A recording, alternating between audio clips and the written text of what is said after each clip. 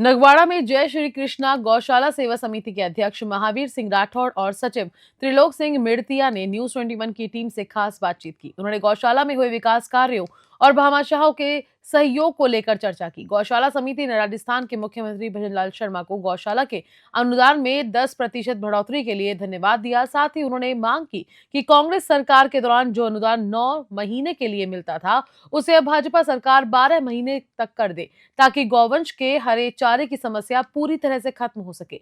News 21 के वरिष्ठ संवाददाता सुनील खींची ने गौशाला टीम के साथ बैठकर गौशाला में विकास कार्यों और भविष्य की योजनाओं पर विस्तृत चर्चा की। नमस्कार, आप देख रहे हैं न्यूज 21 और मैं आपके साथ सुनील खींची। दोस्तों, लगातार नागौर जिले की समस्त गौशालाओं का भ्रमण हो रहा है और मांग भी हो रही है और कहीं कहीं किस प्रकार स्थितियां हैं, किस प्रकार गौशालाएं संचालित हो रही है और किस प्रकार की गौशालाओं में मुसीबतें आ रही है। हमारी टीम न्यूज 21 की टीम जो काफी समय से लगातार हम इस काम में लगे हुए हैं और काफी देखने को मिले हैं कि नागौर जिले की काफी गौशालाएं हैं, उसमें काफी स्थितियां हैं वो खराब है और कई गौशालाओं के अंदर तो जो सरकारी अनुदान है वो भी नहीं आ रहा है। तो आज हम श्री कृष्णा गौ समिति के अंदर पहुंचे हुए थे, तो यहाँ बातचीत करते हैं जो कार्यकारिणी टीम हमारे से जुड़े हुए हैं, तो उनसे किस प्रकार की यहाँ स्थितियां हैं, किस प्रकार मुद्दे मसले, क्या समस्याएं आ रही है। सर, पहले हमारे चैनल में आपका स्वागत है। धन्यवाद सर। तो सर, कब से कार्य कर रहे हो आप इस गौशाला का निर्माण की, कब से हुआ है, किस प्रकार की स्थितियां हैं, किस प्रकार मुद्दे मसले हैं? 2013 से गौशाला का निर्माण हुआ सर जी। और इसका निर्माण करवाया था श्री देवी सिंह जी मेड़तिया जी।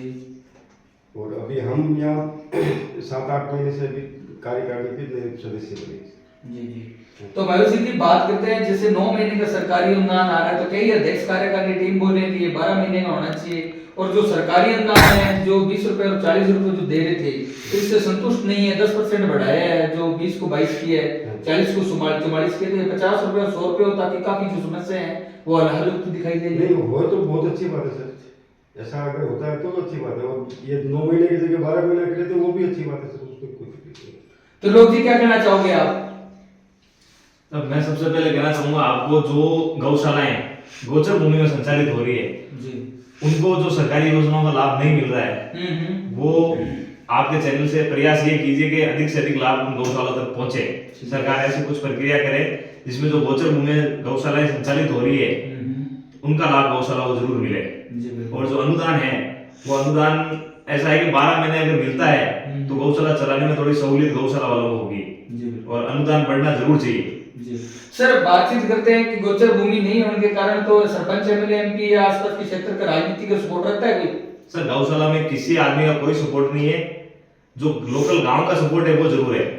उसके अलावा जो गोचर भूमि में अगर गौशाला संचालित हो रही है तो सपोर्ट रहने का सवाल ही नहीं है कि कोई भी योजना गोचर में आ ही नहीं सकती है, तो उन आदमियों का सपोर्ट होगा कैसे? तो निजी किस प्रकार है गौशाला की, कुछ आत्मनिर्भर गौशाला के लिए कुछ सरकार ऐसे कड़े नियम दे दे ताकि जैसे गोबर गैस वगैरह है या गौ माता का जो गोमूत्र है उसकी दवाई में परचेज हो, ऐसा कुछ भविष्य में हो जाए तो क्या चाहते हो सरकार से?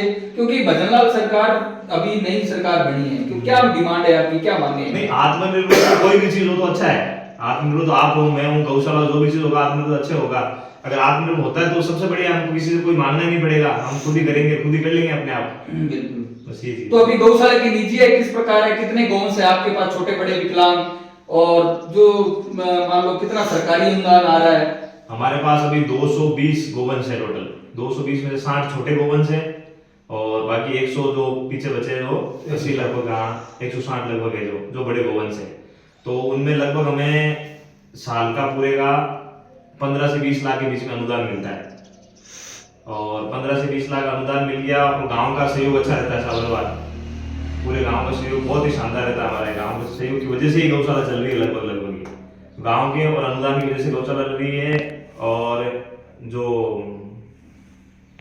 अपने ये खाद हो गई, हाँ जी, निजी है। हाँ, ये निजी। दूध वगैरह या दूध तो बेचते नहीं है साहब, इधर दूध बेचने वाली तो प्रक्रिया बहुत कम गौशाला में शायद स्टार्ट होगी, है ही नहीं। खाली ये खाद का सहयोग है, बाकी गांव का सहयोग है और सबसे बड़े अनुदान का तो आपने बताया वो गवर्नमेंट का ही है। बिल्कुल ये चीज। तो भविष्य में क्या चाहते हो कि क्या प्लानिंग है आगे की गौशालाओं को कुछ आत्मनिर्भर गौशाला बन जाए, तो आपकी क्या प्लानिंग है आगे की? सर, अभी आत्मनिर्भर का तो ऐसा है कि अगर गवर्नमेंट बढ़ाना चाहे तो हम तो गवर्नमेंट के साथ हैं। बाकी हमारी तो प्लानिंग ये है, जो अनुदान और गांव का सहयोग है उससे हम गायों की जो सेवा हो रही है वो कर रहे हैं। जी। ये सर बात करते हैं विशेष तौर से जैसे गौशाला के अंदर विकलांग वगैरह अन्य वगैरह जैसे छोटे विकलांग हो जाते हैं या अंधे पशु भी हो जाते हैं, तो उसके अंदर जैसे चिकित्सा की किस प्रकार की व्यवस्था है? क्योंकि हमने नागौर जिले की समस्त गौशालाओं का भ्रमण किया है तो काफी स्थितियां हैं जो वो सुचारू रूप पर है, तो कई तो पशु चिकित्सालय नहीं है या एलएस की व्यवस्था नहीं है, या एलएस की व्यवस्था है तो उनके पास दवाई नहीं है। तो भाजपा सरकार बनी है, भजनलाल सरकार बनी है, क्या आग्रह करना चाहते हो? इस सरकार को तो सबसे पहले तो धन्यवाद है, उन्होंने अनुदान बढ़ाया है। ये तो भजनलाल सरकार का सबसे बड़ा हम धन्यवाद देना चाहते हैं, उन्होंने अनुदान बढ़ाया है। दूसरी बात जो भाई आप चिकित्सा की बात कर रहे हो, तो हम चिकित्सक लगभग हम निजी खर्च से ही दिखा रहे हैं। यहाँ जो भी अगर कोई बीमार गोवंश है, छोटा गोवंश है, निजीकरण से कर रहे हो? निजीकरण से उसको कर रहे हैं। कोरोना के अंदर भी जो गाय बीमार होती है, हमारे गांव वालों ने सब युवा साथियों ने मिलकर उन गायों को तैयार किया, तो निजी खर्च से किया था। उसमें गौशाला का किसी प्रकार का कोई हमारा ना गवर्नमेंट का उसमें योगदान था, ना केवल गांव के सहयोग से वो गायों को हमने तैयार किया था। लिम्पी लोग आया था, इसके अंदर सरपंच एमएलए एमपी या कुछ सरकार ने नहीं सर, केवल और केवल गांव के युवा भाई थे, उन लोगों के सहयोग से उन गौशाला गायों का उपचार हम लोगों ने किया था। उसमें दवाई से लेके दवा, दारू, दवाई सब कुछ हमने खुद युवा साथियों ने मिलकर, कोई सपोर्ट नहीं, ना गवर्नमेंट का सपोर्ट था, ना किसी सरपंच का, ना किसी एमएलए का सपोर्ट था हमारे पास में। तो पेयजल की व्यवस्था की सुचारू रूप से किस प्रकार चाहते हो पेयजल के लिए? पेयजल के लिए सर ऐसा है, वो तो आपको बता ही चुका हूं मैं कि सबसे पहले तो अगर ये गोचर की भूमि है तो इसमें जहां तक पॉसिबल हमने 2-3 बार प्रयास भी कर लिया। पहले एमएलए तो उनको भी हमने एप्लीकेशन दी, अभी वर्तमान एमएलए उनको भी हमने एप्लीकेशन दी है कि सर इसमें कीजिए, गायों के लिए तो कुछ कीजिए। तो वो अभी तक तो ऐसा है कि हमने जो गांव वाला ट्यूबवेल है उसी में से हमने कनेक्शन ले रखा है, उसी में से गायों के लिए पानी की व्यवस्था कर रहे हैं। लेकिन मैं गवर्नमेंट से निवेदन जरूर करूंगा कि गायों जो गोचर में गौशालाएं चल रही है उनमें कम से कम गायों की पेयजल की व्यवस्था जरूर करें। तो अभी किस प्रकार सेवा की जाती है, समय समय पर क्या सामग्री डाली जाती है? समय पर सर अभी तो जो कुतर है, खागला है और जो गायें गाई हुई है उनके लिए हमने गुड़ है और अनाज है, उनका बंटा बनाकर तैयार कराकर दिया जा रहा है। त्रिलोक जी, आप इस बात से कितने सहमत हो कि आजकल देखा जाता है कि गौशाला के नाम पर आजकल लोग धंधा बना चुके हैं इसको, और बहुत ज्यादा धंधलियां भी हो रही है, भ्रष्टाचार भी हो रहा है, तो इस पर क्या टिप्पणी करना चाहोगे? वो सो तो अपनी अपनी सोच है, उस पर तो क्या बताएं, पर ठीक है जो गलत है हम तो ये कह सकते हैं जो है वो गलत कर रहे हैं। मैं इस पे किसी प्रकार की कोई टिप्पणी नहीं करूंगा किसी भी व्यक्ति पर, जो है वो गलत है। लेकिन अगर गौशाला का आपसे अगर गौ माता के लिए कुछ हो रहा है सहयोग तो सबसे अच्छा है, लेकिन गलत नहीं होना चाहिए।